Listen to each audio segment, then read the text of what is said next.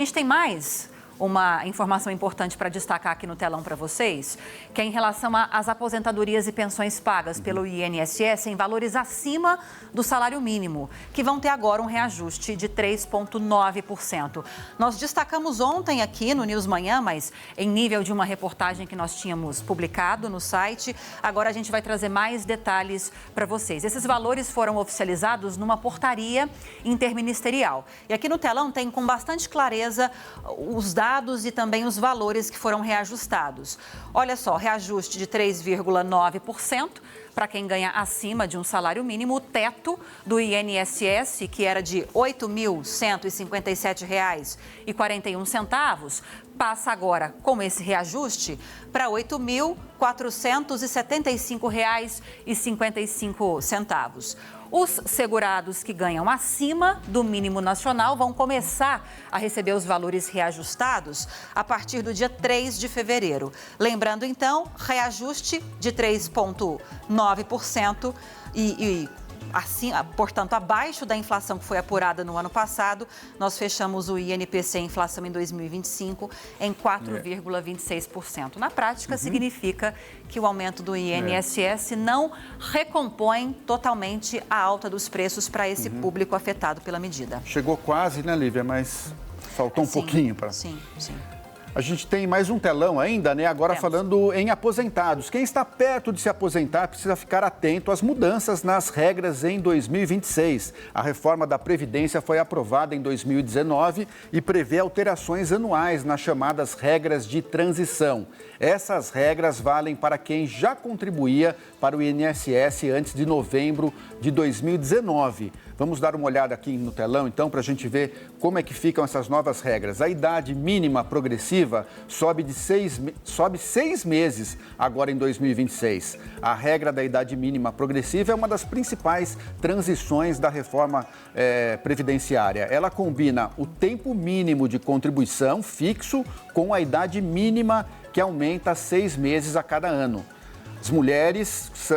Para as mulheres foi estabelecido 30 anos de contribuição, 59 anos de idade e 6 meses, e para os homens 35 anos de contribuição, 64 anos de idade, 64 anos e 6 meses de idade.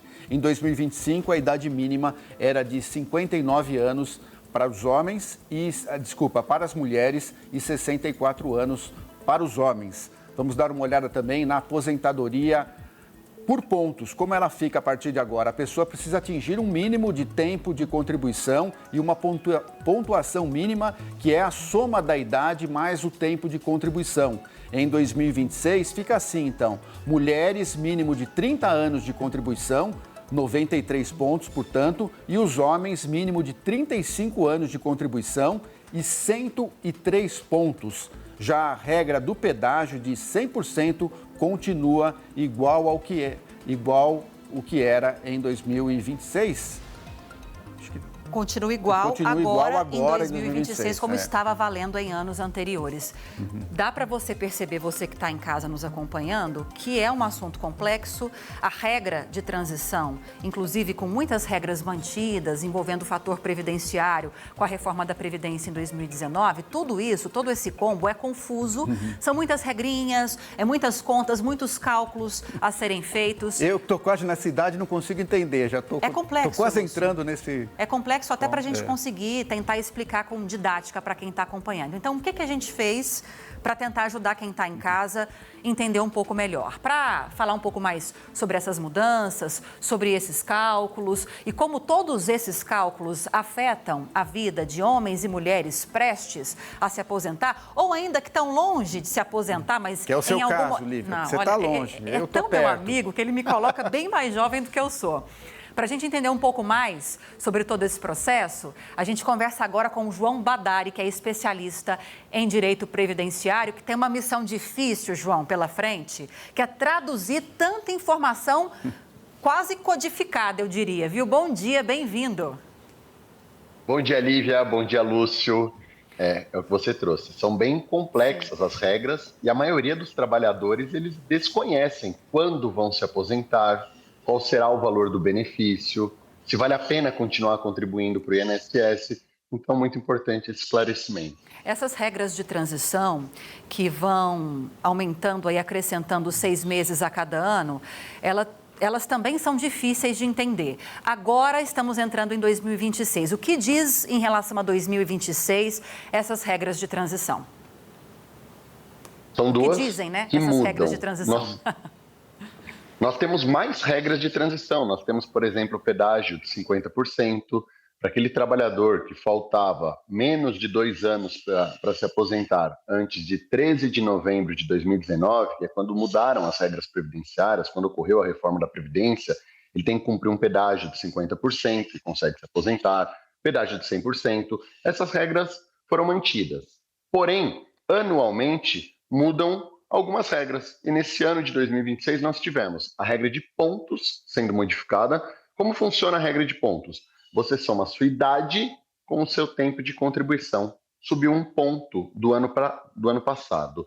Se a mulher ela soma 93 anos, 93 pontos com os seus anos de idade e seus anos de contribuição, ela terá direito a se aposentar nesse ano.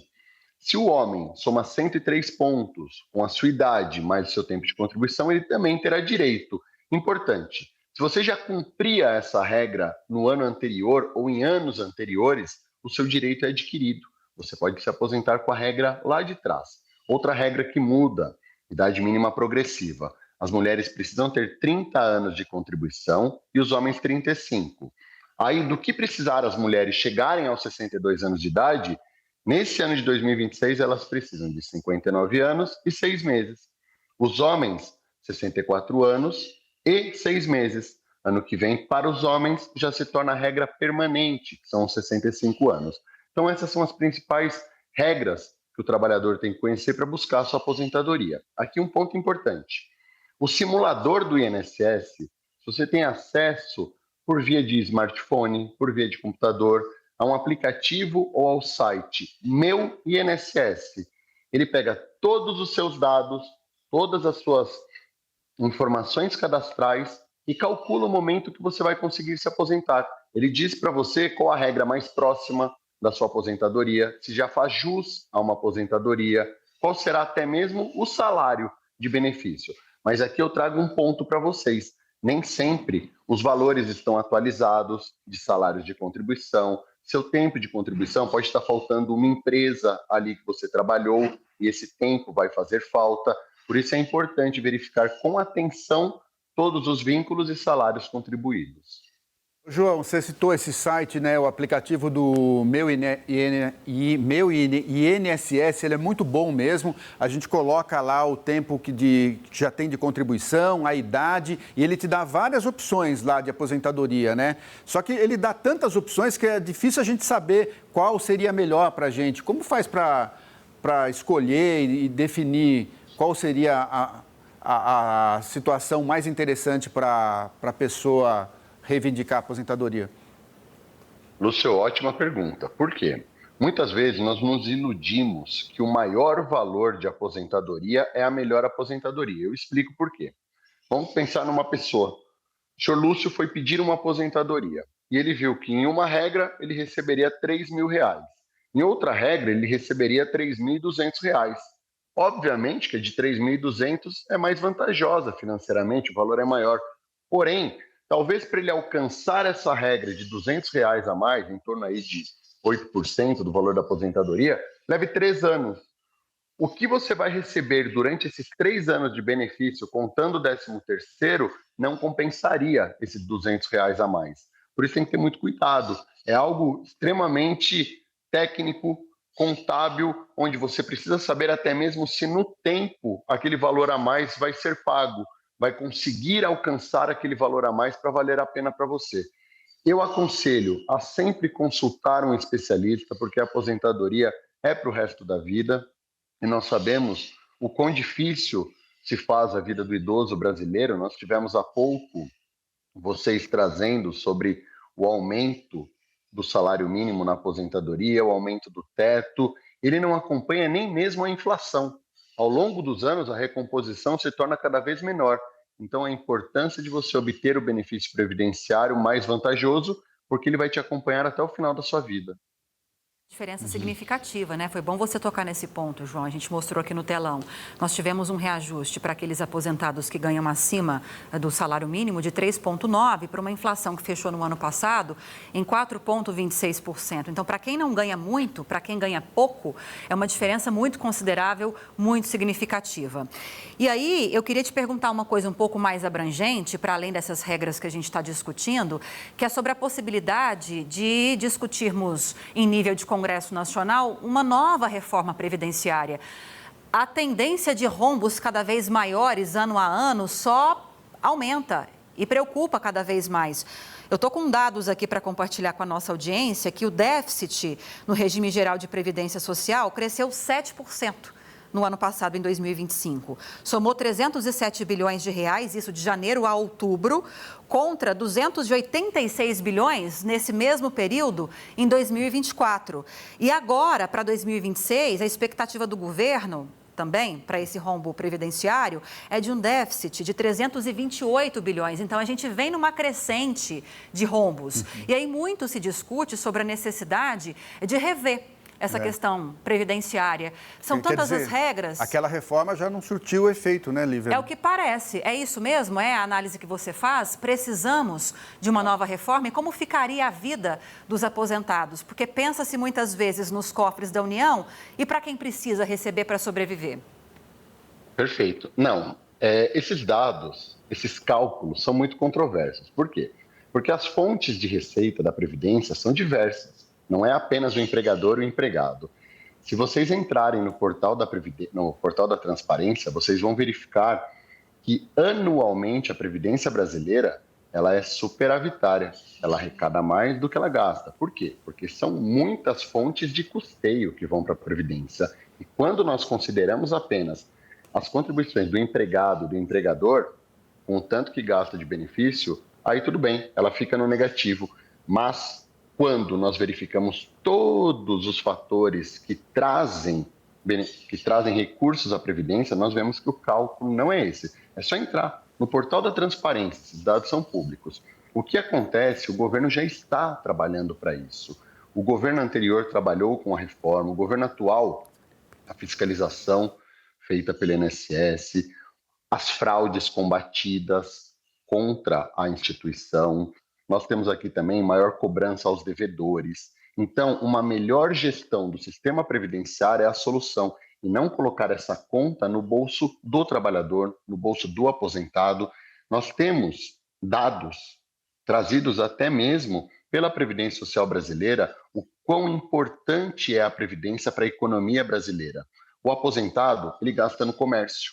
O comércio gera empregos, paga impostos e, com esse consumo aumentado, graças ao pagamento das aposentadorias, dos benefícios do INSS, a indústria produz.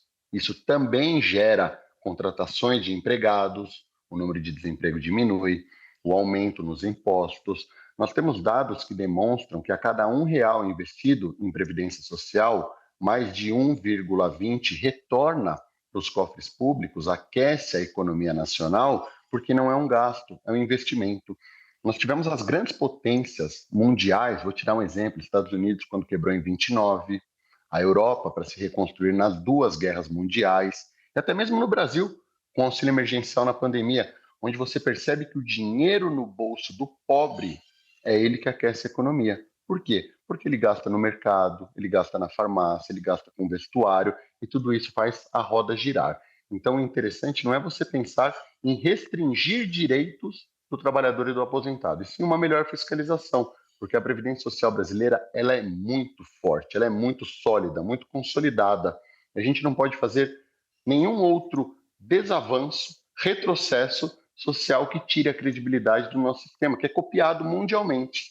O brasileiro ele desconhece isso, mas a nossa Previdência Social é um exemplo mundial, como é o nosso SUS.